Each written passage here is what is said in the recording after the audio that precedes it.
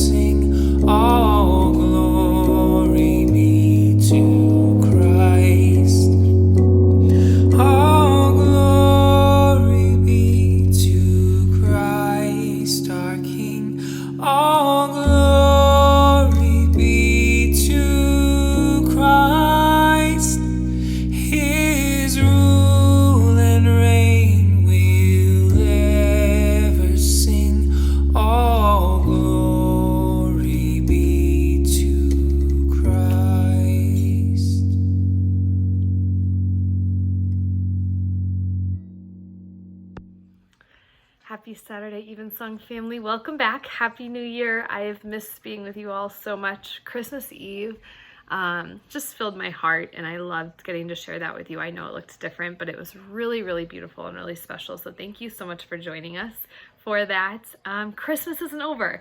It's the 12 days of Christmas for a reason, and so we celebrate all the way until Epiphany, which is January 6th. And so I hope that even if all the decorations have come down, clearly not in this house, Hedwig's still hanging out right there, I hope that you'll leave the nativity out, because Jesus just arrived and the wise men are still coming. And so leave it out. Celebrate all the days. You deserve it. But Epiphany is January 6th. And so until then, it's still Christmas time.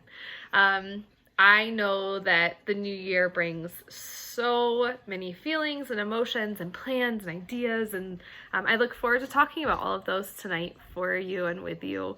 But first, I want to share a couple of really great things with you. The first one is that Zoom is back. This Thursday night at 5 o'clock, we are gathering for our last Advent gathering, which feels very fitting. So we'll wrap up the book Honest Advent. If you have not joined us at all, that's okay. Come chat with us. We often are all over the place with topics in the book and topics on our heart, and so I'd love for you to be a part of that. And then we will start our next book the following week, and so Story Time with Jen will be back this week as I share a snippet of the book that we are going to read together. I'm so excited. I would love for you to be a part of it. It's 5 o'clock on Thursday nights. It's just a great chance to just be in community with each other is really what it is. And so if you're looking for a place to connect or reconnect, this could just be it. We're really fun. So the next thing is that I want to say a huge thank you to all of you for all that you did for Christmas in the park. It looked so different this year, but we had tons and tons of sleeping bags go downtown to Denver Homeless Out Loud this year, and socks and hats to St. Francis Center and Colorado Coalition for the Homeless, and so many more items. It was incredible to load and unload those things, and so thank you for your generosity. Thank you for your hearts. You made Christmas warmer and just so much more beautiful for people. So thank you for showing up all last year, and especially for Christmas. We are still distributing food every week, and so if you have the opportunity, we would love for you to drop food off, or socks, wool, and cotton to the church. You can do that Sunday, Tuesday, Wednesday from 9 to 1. Or shop our Amazon wish list and it'll ship directly to us. But your gifts go in and out almost the same day, if not the same day. And so thank you so much for feeding people, clothing people, and just spreading the love right now. The question tonight is, are you a paper planner or an electronic planner? And I am both. I mean, if somebody sends me a calendar invite, it ends up on my phone, and then I write a lot of things down, and then I have like my to-do list journal. It's just very wacky and all over the place. So I guess it's both for me. I would love to get down to like one notebook, maybe. I really love notebooks though. So in my dream world, I'm down to one planner with all of my lists and all of my things, and then maybe my phone just reminds me. I'm really trying to simplify it, but my brain is some things work on the phone and some things don't. Maybe that's you too. So let us know over in the chat if you are a paper planner or electronic planner, and if you have a picture of your planner, I'd love to see that even more. Tonight, I want to talk about Epiphany and the gift of baptism and New Year's resolutions, which feels, I think, all over the place, but I'm hoping that we can kind of wrap it all up together.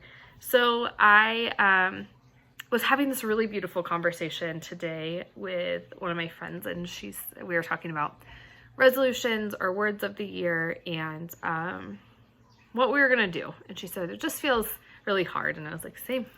I just don't know that I can do it. I think that something that I need to do is be better with boundaries. And I said, but boundaries sound so negative, so I just don't know that that's the thing. And she asked me why I felt that way. And I don't have a reason other than I really like saying yes, right? And so I've been thinking about it a little bit more. And I sent an email on Friday, something that's about being gentle with ourselves, right? Like, how do we reimagine what New Year's resolutions look like? How do we reimagine what grace for ourselves looks like? Because I think that sometimes we have grace for other people, but we don't always have grace for ourselves.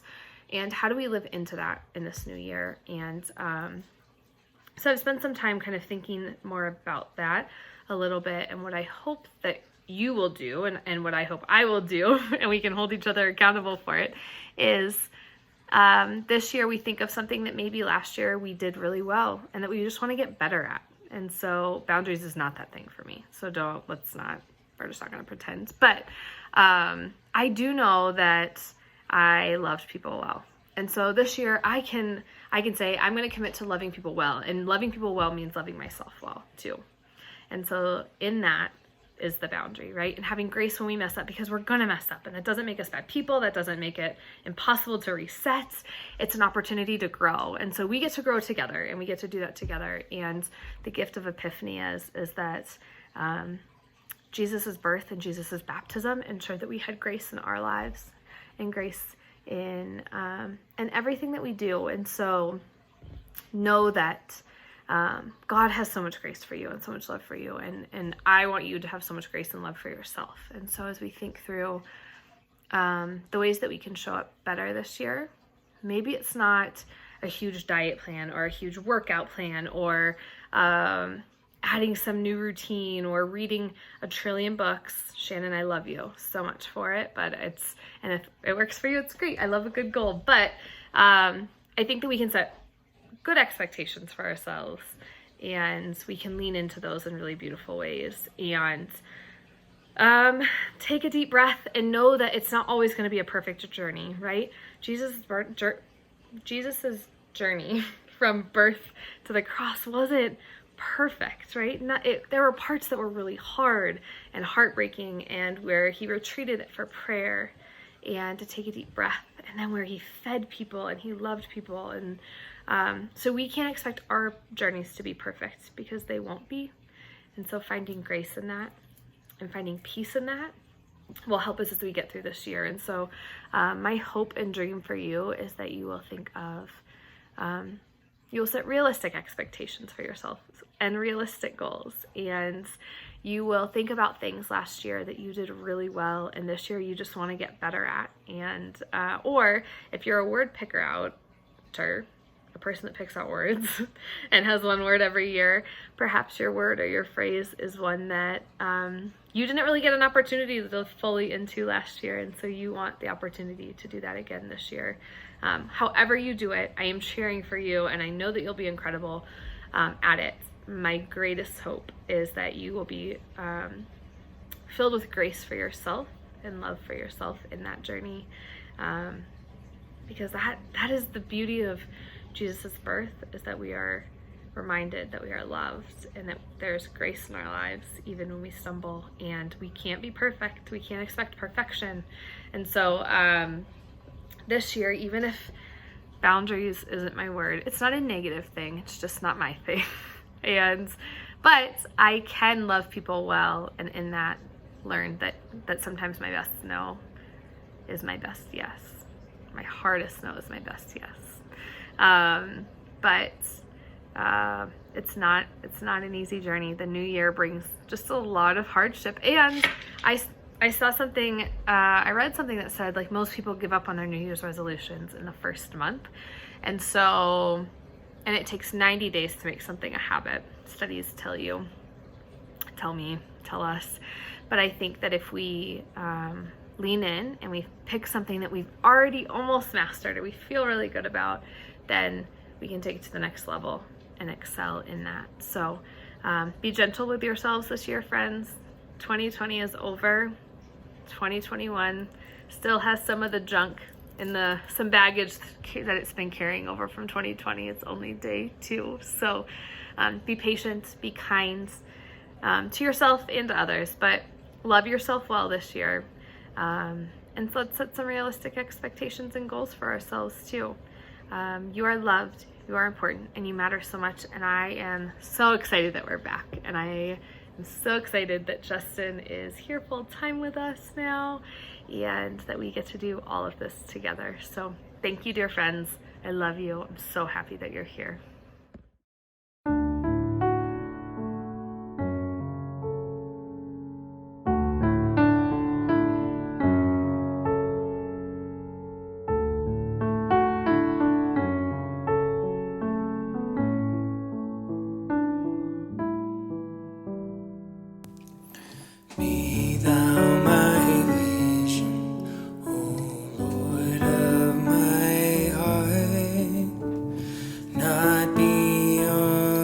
else to me save that thou art? Thou my best thought by day or by night, waking or sleeping, thy presence my light.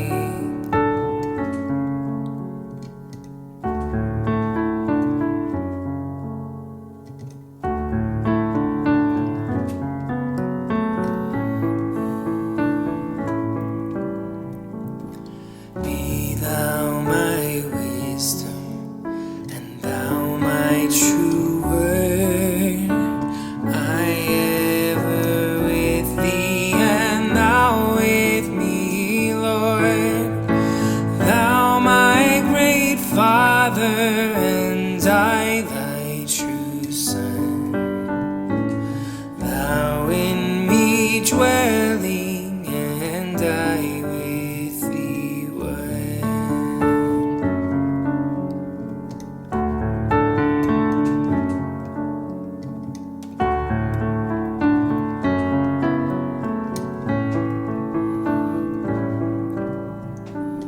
Riches I heed not, nor man's empty praise. Thou mine inheritance now and always. Thou and thou only first in my heart. High King of heaven, my treasure thou art.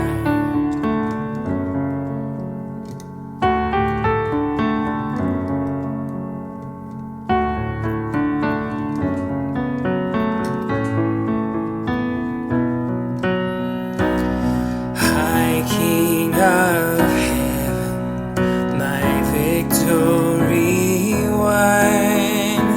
May I reach heaven's joys, oh bright heaven's sun. Heart of my own heart, whatever befall, still be my vision, O ruler of all.